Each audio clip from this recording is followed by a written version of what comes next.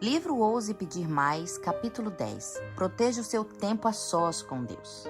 Primeiro, as primeiras coisas. Uma professora pegou um grande pote de vidro cheio de pedras do tamanho de um punho.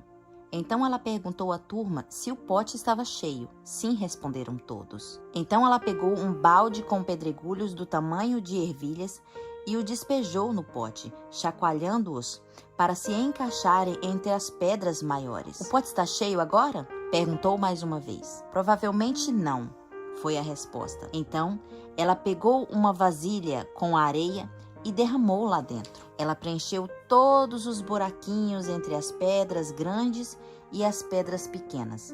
E agora? Indagou. Não, responderam com certeza. Ainda não está cheio. Ela sorriu. Vocês estão certos, disse ela, enquanto pegava um jarro de água e derramava dentro do pote. A água ensopou a areia e a região em torno das pedras. Ela deu um passo para trás com um sorriso. O que estou tentando ensinar a vocês por meio dessa parábola? Um aluno se prontificou. Você está nos dizendo que não importa o quanto estejamos ocupados, sempre dá para acrescentar algo mais em nossa agenda. Todos riram. Então ela maniou a cabeça. Aprenda a colocar primeiro as pedras grandes no pote. Depois, encaixe tudo em volta delas. É preciso estabelecer de maneira consciente quais são as prioridades de vida. Caso contrário, os detalhes da areia e os pedregulhos roubarão todo o seu tempo. É assim que acontece em nossa vida espiritual, física, financeira e emocional. Necessitamos aprender a estabelecer prioridades e colocar primeiro no pote as pedras grandes, as coisas mais importantes em nossa vida, antes que elas sejam deixadas de fora pelos detalhes triviais diários. Todos nós que estamos envolvidos no ministério costumamos nos enganar achando que servir a Deus é o mesmo que conhecê-lo, mas não é. Deus está nos chamando para estar com Ele e conhecê-lo antes de sair para servi-lo. Marcos 3,14. Não podemos dar aos outros aquilo que não recebemos assentados aos seus pés. Nada é tão importante em nossa vida que avalha o risco de perder a sua própria alma. Ellen White adverte: tenham cuidado em não negligenciar a oração particular e o estudo da palavra de Deus. Estas são as suas armas contra aqueles que estão procurando impedir o seu progresso espiritual. A primeira negligência da oração e do estudo bíblico torna-se mais fácil a segunda negligência. À medida que aprendemos a transformar o tempo de Deus em nossa prioridade diária, mesmo se deixarmos de dormir pouco ou tirarmos alguma outra coisa da agenda, descobrimos que tudo mais na vida começa a fluir de maneira mais tranquila. Em vez de gastar o dia inteiro para realizar um projeto, precisamos de apenas algumas horas, porque estaremos trabalhando em força e sabedoria sobrenaturais. Em lugar de nos sentir ansiosos e estressados, porque muitas coisas demandam nossa atenção, teremos a sensação de perfeita paz, porque Deus está no controle. Embora nem sempre faz sentido de acordo com os padrões humanos, sempre que damos a Deus, Ele sempre nos dá muito mais de volta. Preserve seu tempo a sós. Agora que renovamos o nosso compromisso de colocar Deus em primeiro lugar, o que podemos fazer para proteger e salvaguardar o nosso tempo com Ele todos os dias? Aqui estão algumas dicas pessoais. Encontre um lugar solitário para se encontrar com Deus. Em Marcos 1,35, somos inspirados. De madrugada, quando ainda estava escuro, Jesus se levantou-se, saiu de casa e foi para um lugar deserto, onde ficou orando. Ajuda ter o próprio lugar solitário, onde você faz a sua devoção pessoal todos os dias. Pode ser sua cadeira preferida, perto da lareira, ou qualquer lugar onde os olhos curiosos não o enxergam. É claro que não há nada de mágico em relação ao local. Afinal, Deus não se confia dentro de muros ou de espaços específicos. Ele vai conosco por meio do Espírito Santo para qualquer lugar. A ideia é que se você estiver em um lugar previamente designado, será mais fácil permanecer-se em distração durante o seu período com Deus do que se não tiver um plano e começar a se movimentar ao acaso em seu lar, no meio de uma confusão de vida cotidiana. Desenvolva o hábito de dormir cedo. Não vou nem me deter nos benefícios do sono adequado para a saúde, ou de fato que Ellen White diz certa vez que o sono que fazemos antes da meia-noite é 2 vezes mais benéfico do que feito após esses horários. No entanto, se não nos planejarmos com antecedência desde a noite anterior, será muito difícil acordar e passar tempo com Deus na manhã seguinte, simplesmente por estarmos cansados demais pelo fato de termos ficado acordados até tarde. Há motivos legítimos que nos mantêm acordados até tarde, como cuidar de filhos doentes ou cumprir um prazo no ministério. Mas isso deve ser uma exceção, não regra. Quando escolhemos fazer o que queremos para benefício próprio até tarde da noite, já tomamos a decisão de colocar Deus em segundo plano no dia seguinte. Para que a nossa vida de oração mude, esse padrão necessita mudar. Precisamos ser intencionais e dizer não para algumas coisas à noite, a fim de que possamos dizer sim para o Senhor pela manhã. Cultive o hábito de acordar cedo. Bondes escreveu: os homens que mais realizaram por Deus neste mundo se encontravam de joelhos cedo. Aqueles que desperdiçam o início da manhã, sua oportunidade e seu frescor em sono ou em outros afazeres, em vez de buscar Deus, fará pouco progresso ao procurá-lo ao longo do restante do dia. Se Deus não for primeira coisa em nossos pensamentos e esforços pela manhã, ele ficará em último lugar durante o resto do dia. Robert Shane, pastor da Escócia no início do século XIX, tinha dificuldade em transformar a oração matinal em hábito, mas sentia a diferença quando não conseguia separar esse tempo. A maioria de nós provavelmente consiga se identificar com os pensamentos dele. Precisamos orar antes de encontrar qualquer pessoa. Muitas vezes, quando durmo demais ou tenho reuniões com os outros cedo, só começo a oração particular lá pelas 11 ou meio-dia. É um péssimo sistema, não é bíblico. Cristo se levantava antes do sol nascer e buscava um lugar solitário. Davi diz: de madrugada te buscarei, de manhã o Senhor ouves a minha voz. Salmo 5:3. É claro que alguns que estão lendo esse livro podem trabalhar em plantões noturnos ou ter hábitos de sonos diferentes. No momento em que seu dia começar, tente transformar em prioridade acordar mais cedo para ter esse período sagrado em distrações com Deus antes de começar suas tarefas diárias ou noturnas. E se você acha que não consegue se levantar, bem, apenas peça a Deus que o desperte. Ele o fará se você lhe der a permissão. John Bunyan, autor do O Peregrino, afirmou certa vez: aquele que corre de Deus pela manhã dificilmente o encontrará ao longo do restante do dia. Que esse não seja o nosso testemunho. Quando você se levantar, não se distraia. Ellen White aconselha: consagre-se a Deus pela manhã.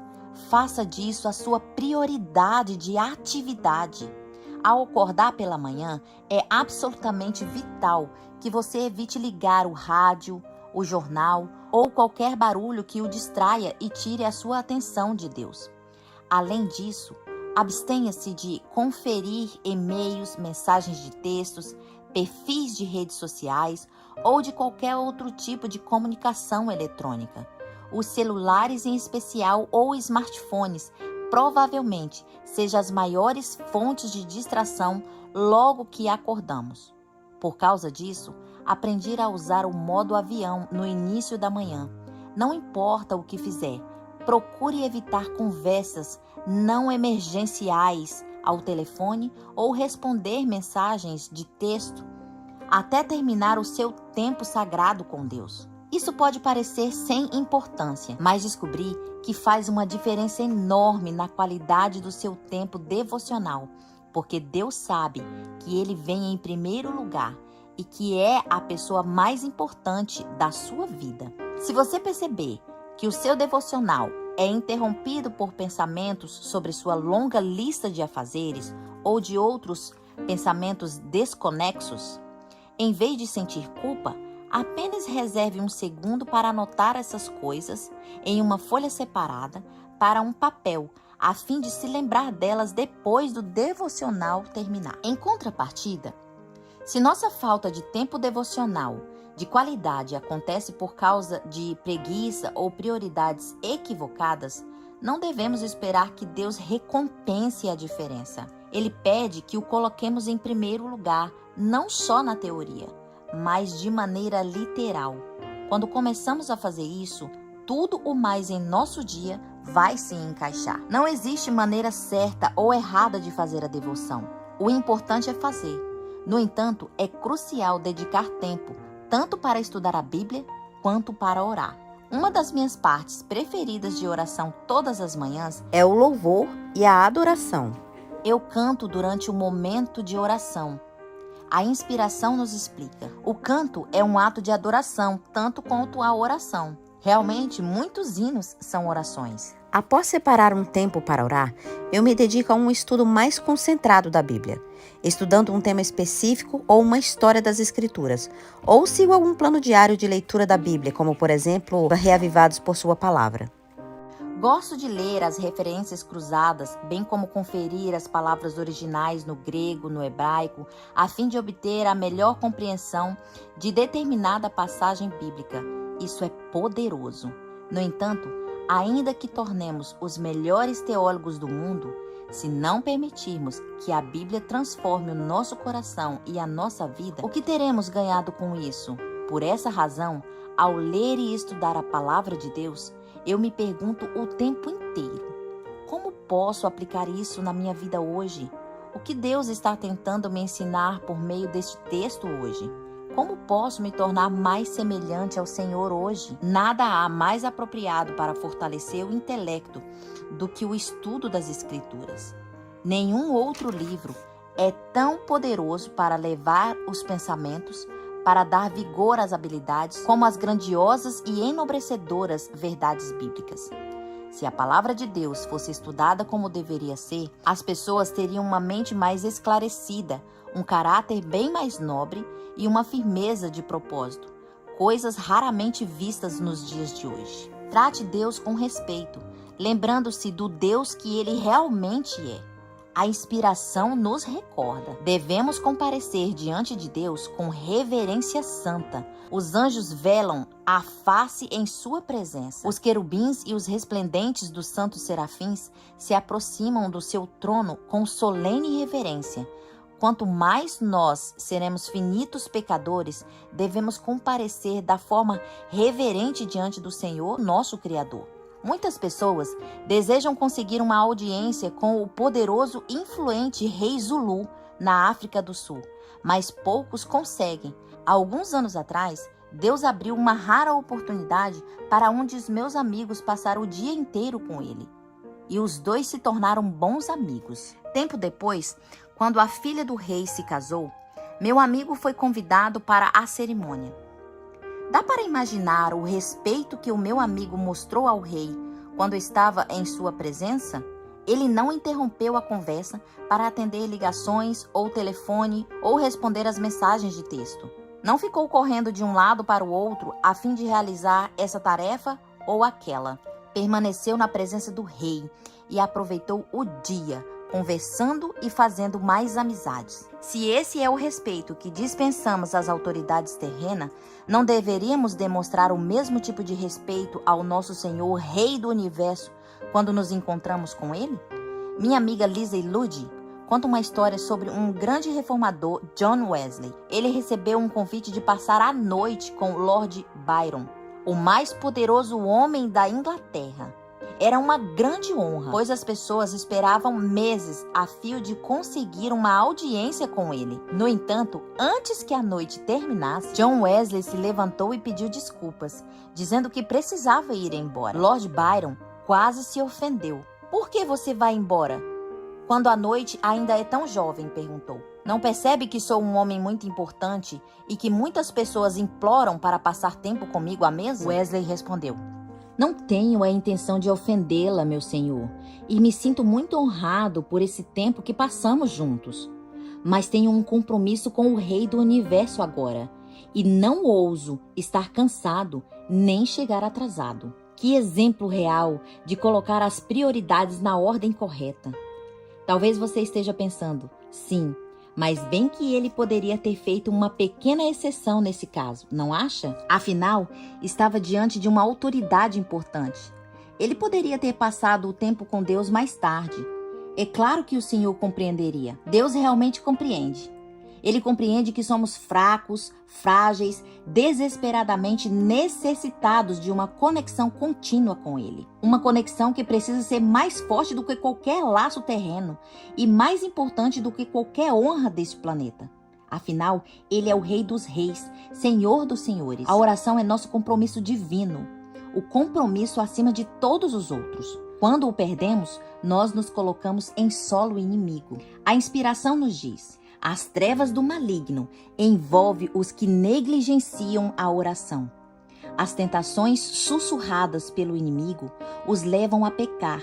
E tudo isso porque não se utilizam dos privilégios que Deus lhe deu, os quais advêm da oração. Mantenha Deus com você ao longo do dia. Mesmo depois de terminar a devoção matinal, Deus deve ir conosco, permanecer conosco, habitar dentro de nós. Assim como Enoque, devemos aprender a andar com o Senhor todos os dias. Quando surgirem problemas e necessitamos de sabedoria, devemos orar. Aliás, podemos permanecer tão próximo de Deus que toda a aprovação inesperada, nossos pensamentos se voltarão tão naturalmente para Ele quanto a flor se volta para o sol. Ellen White, se dirigindo aos pastores da igreja e aos líderes, ela falou com veemência: ninguém necessita se sentir ocupado demais para orar, cheio demais de compromisso, para dedicar 15 minutos ocasionais para buscar o conselho de Deus? Meus irmãos dependem inteiramente de Deus ao passar pelo dia. Se estão procedendo de outra maneira, é hora de dar um basta.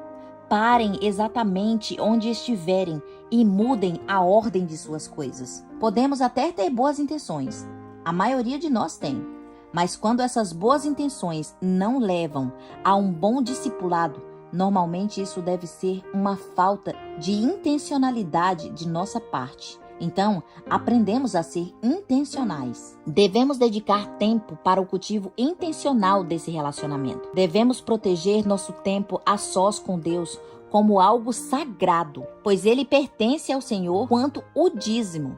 Lembre-se, Daniel considerava o seu momento de culto de adoração tão importante que se mostrou disposto a parar em uma cova de leões para não abrir mão da devoção pessoal. Temos o mesmo compromisso hoje? Enquanto seguimos adiante, ousemos colocar Deus em primeiro lugar todos os dias. Afinal, Ele não é qualquer um. Ele é o nosso Salvador e Rei.